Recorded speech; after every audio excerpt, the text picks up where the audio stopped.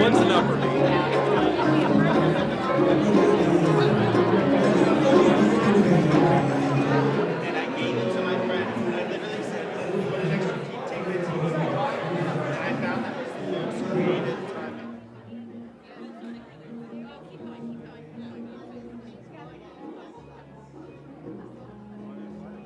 There are no doodles. I just drop a little dot of sand and then start from there and continually work in a clockwise motion around building the design and then filling it in from the center out, and takes about 6 to 8 hours on average. But I'm really looking for challenging spaces where I can do them indoors and spend 3 weeks or a month creating a single sand painting, just to fill up, a space.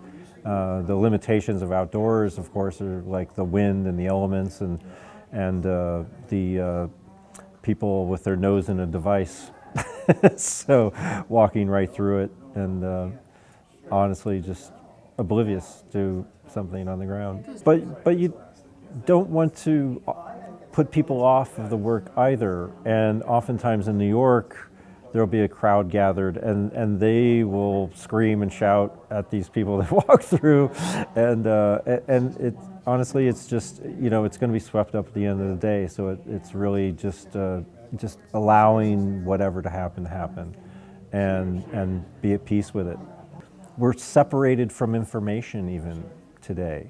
We have different silos of information, but we're also living in this grid of a landscape in little boxes and gated communities, and so the sort of knowledge of the collective consciousness is lost. It's siloed away into these little boxes, and so I think it's better. We've kind of lost the public commons, and so that's why I work in the public commons. Oftentimes in larger, suburban areas and stuff, people are just isolated in their houses, and then they're in there isolated in their car, and then they go to their point of contact, and then they interact with a limited group of people, and then they return back to their box at night. And there's nothing wrong with that, but we need to interact and have, that's what the flavor of life to me is like interaction and learning and being in pursuit of knowledge.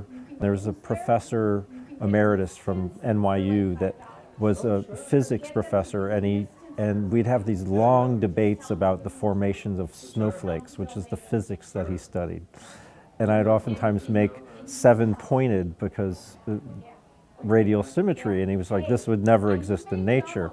And I was like, well, it's not about existing in nature, it's about moving things forward, it's about expansion. It's sort of a little tongue-in-cheek about Spinal Tap, turn your amps to 11. And it's like, oh, I'm turning the snowflake up to 7, and we're gonna, people interpret it different ways. They say, oh, it's a snowflake, it's a kaleidoscope, it's this or that. And people are gonna lay whatever belief they have on it, but the thing is, it gets them talking. And you see people from all different spectrums around my work, and they're having conversations about the work, their life experience, how it affects them, and that's what the conversation is, one-on-one experience. Whether I speak to them or not, they have a conversation about something they may never have talked about before with a stranger, and that's really amazing. Color does things, and playing with that and learning how to change the appearance of a color by putting a different color next to it was one of those foundations that I really led me back into painting, because I'd been doing all these installations for 15 years on the West Coast, and I'd been playing with objects as this, object narratives between flowers and auto parts. But really, when I got turned back into the sand and the color, I was like, wait a minute, I really love painting. And so I just started hitting the streets and doing it every day. The featured painting in the lobby there is Banded Felina. It's like 6 by 7 feet, and that has a lot of work in it, and I really love it. But I also really enjoy the shaped pieces a lot on the plywood, because it's breaking that rectangular canvas idea, the constraint, the grid, you know. But I really enjoy those. There's also a piece made from gunpowder, and the design is sort of fixed onto this wood panel, and then gunpowder poured over it, and then I light it and it burns the image into the surface.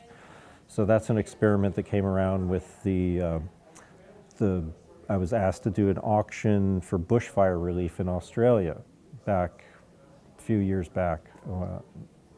And I had this idea in my head, but I hadn't really executed it. And so I got in and made new work to send to Australia for the auctions. And that sort of sparked the idea. It's the hardest thing as a painter, is knowing when to stop. Sometimes it's a time constraint, like I have to finish so that I can get photographs before the sun goes down, or you know, I take lots of different documentation, but it's sometimes it's just, you just kind of know, you know, you get into a rhythm, and sometimes you run out of colors. There's times when, you know, I start having to mix colors to emulate like a particular green or whatever, and I run out of green, so I mix the yellow and blue and sort of kind of get something close to complete, because as the piece gets larger, it takes more sand to go around the exterior, and then if you're not careful, you need to like adjust and make do. And then sometimes it leads you in a totally radical different direction, so you like take out of that like symmetry and create something else. And you can certainly overwork things and really get to a point where it doesn't have the initial life in it that you intended, but they're all destroyed in the end of the day anyway. Playing with ephemerality and that metaphor of how short life can be. In the case of my artworks, they're usually just a day, but you know, and we know that life can end at any minute. So it's about like that preciousness of life and recognizing it and sort of getting it to appreciate, you know, getting people to recognize and appreciate life on a level that we're not fighting all over the world, you know, and people have their basic needs met.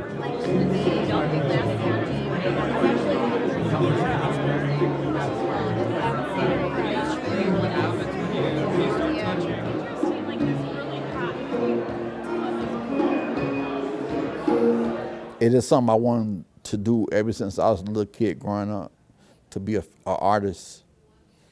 And there's something I still love today. What got me started in it, I just like bird nature. I watch it on TV a lot, bird nature. When I look at it, I wanted it to come up with my own ideas, how to create the birds and different colors of their wings and their hair.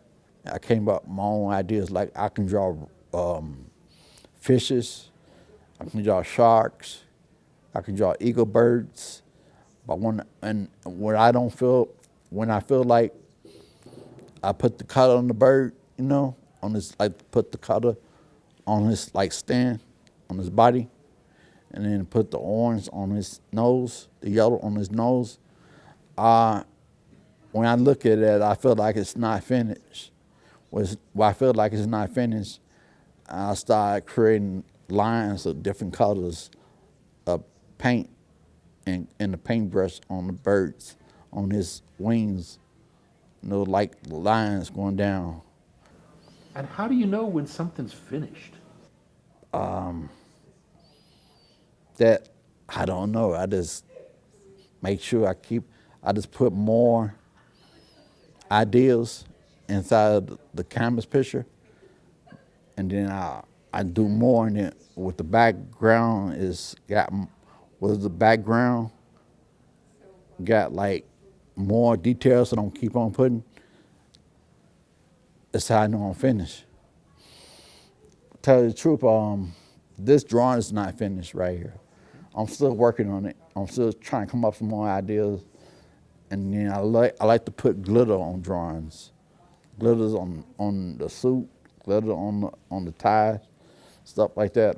And that's something I want to do. So I'm not finished with this painting yet. I like to draw Black Panther, superheroes, pictures of angels, houses.